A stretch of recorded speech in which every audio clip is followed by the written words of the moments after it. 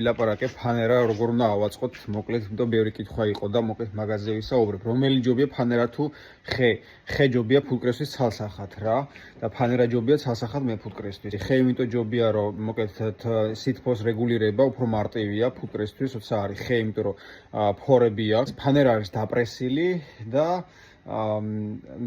დაპრესილი რადგან არის სითბოს მარტივად გასცემს და მარტივად იღებს გარედანაც ასევე. 15-იანი არის გვერდებზე ფანერა და ეს არის 18 მმ-იანი. ნუკლეუსებს სხვანაირად ვაწყობ, მაგრამ იმას ვაწყობ მთლიანად 15-იანით, მაგრამ იმას ჩარჩოს ამოსაღები როგორც ამას აქვს, ისე ვერ გავუკეთებ. 15-იანია, შეიძლება გავუკეთო, მაგრამ გარედან დაჭირდება, მაშინ პლანკას კიდე მიჭედება და მაგას უბრალოდ აქ არ ვისაუბრებ. ამ ძირითადად ჩვეულებრივ კორპუსებს ვაწყობ 15-იანით, ესენია 18-იანით არის წინა და უკანა. რატო არ ვაწყობ 18-იანით ყველას? იმიტომ არ ვაწყობ, რომ არჯერ ესეთი არცაა მაგის საჭიროება.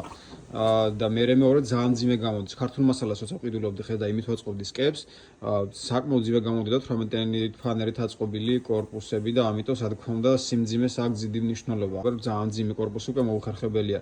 ნუ ავირჩიე ეს 18, ეს 15. ეხლა ეს 18 მმ არის, ხო? 9 ჭრი 9 ვტოვებ. ფანერები ზოგადად იყიდება მეტრნახევარი მეტრნახევარზე. ზუსტად რო ვთქვათ, მეტრი და 52, მეტრი და 52. ეს არის მეტრი 52, მეტრი და 52-ზე და როგორ უნდა დაიჭრას. ზოგადად მაგ ფანერას აქვს სიგრძე და სიგანე რა და უნდა დაიჭრას, აი ეს სიგრძე თუ დააკვირდებით, აქ ამას აქვს ზოლები აი ასე. ანუ სიგრძივად უნდა დაიჭრას ეს, ან ეს რო იყოს ჰორიზონტალურად და არა სიმაღლები, ანუ არა ვერტიკალურად რა, აქაც ესე უნდა ქონდეს ზოლები. 10-იანი კორპუსი არის, 10 ჩარჩოიანი და ეს არის ზოგადად სტანდარტი არის, უნდა იყოს 38, მაგრამ 38 არ გამოდის და გამოდის ზუსტად რომ მე არ მოგჩეთ იქეთ გამოუყენებელი ფანერა, უნდა დაიხერხოს 37 და 8-ზე და ზუსტად გამოდის რა. აქ ეხლა რადგან 18-იანი მაქვს ესენი და 9 არის ამოჭრილი, ჩარჩო რო ჩავიდეს კარგად, რომელსაც სიგრძე აქვს 47.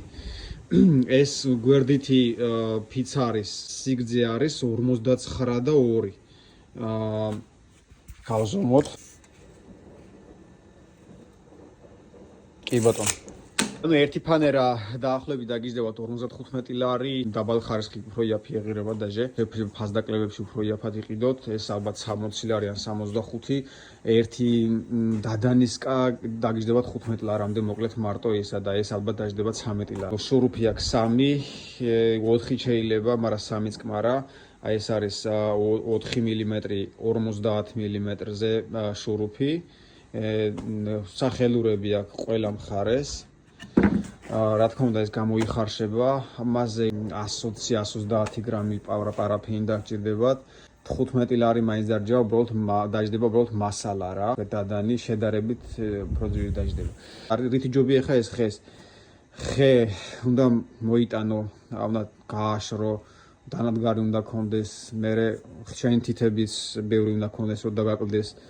ანუ საკმაოდ სარისკო სამუშაოა ხესთან რა, ჭირდება მეტი დრო და მეტი დანადგარი და უფრო ძვირი ჯდება. რეალურად შეიძლება რომ დაენგარიშო 2-ჯერ მეტი ჯდებოდეს, მაგრამ რეალურად ჯდება 3-ჯერ მეტი. თუ იშოვით ისეთ მომწოდებელს, რომელსაც გამომშრალი მასალა ექნება, რომელიც საკმაოდ რთული საშუალებელი არის რა, ეგეთი მასალას და ეგეთი მომწოდებელს, რომელიც ეგეთ ყუთეს აგიწყობს, შეიძლება ნახოთ, მაგრამ უფრო რთული საშუალებელი არის.